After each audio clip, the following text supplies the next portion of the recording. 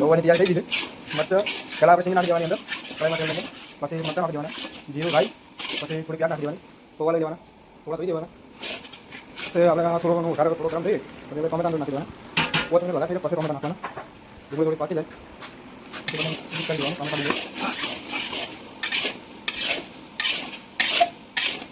ટમેટા નાખી પછી આપણે એક ડીશમાં મસાલા લઈ લેવાનો, કસ્તુરી મેથી છે, હળદર છે, થોડું નમક લઈ લેવાનું અને થોડો ધનિયા પાવડર, 3 મસાલા 4-5 મસાલા મિક્સ કરી અને ડીશમાં લઈ લેવાના.